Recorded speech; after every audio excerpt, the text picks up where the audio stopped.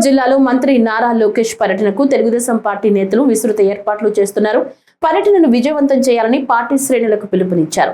MLA కార్యాలయంలో నిర్వహించిన విలేకరుల సమావేశంలో జిల్లా అధ్యక్షుడు భూపేష్ రెడ్డి, ప్రభుత్వ విప్ ఎమ్మెల్యే మాధవి, జోనల్ కోఆర్డినేటర్లు శ్రీనివాస్ రెడ్డి మాట్లాడారు. ఈ నెల 21న కడపలో పార్టీ నాయకులు, కార్యకర్తలతో మంత్రి నారా లోకేష్ ప్రత్యేక సమావేశం నిర్వహించనున్నట్లు తెలిపారు.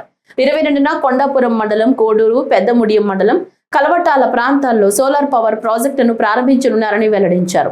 అనంతరం రాజంపేట మార్గంలోని కళ్యాణ మండపంలో జరగనున్న కార్యకర్తల సమావేశ ప్రాంగణాన్ని ఎస్పీ విశ్వనాథ్ తో కలిసి పరిశీలించారు.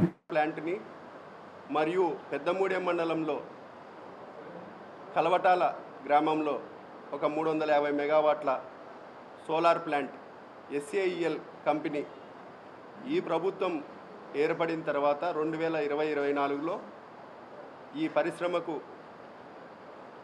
పూర్తి స్థాయిలో అన్ని పర్మిషన్స్ ఇచ్చి 10-12 నెలల్లోనే, సంవత్సరం లోపలనే ఈ ప్లాంట్ని పూర్తి చేసి పవర్ గ్రిడ్ కూడా కనెక్ట్ చేయడం జరిగింది. దీని ఇనాగ్రేషన్కి యువ నాయకుడు నారా లోకేష్ బాబు గారు రాబోతున్నారు.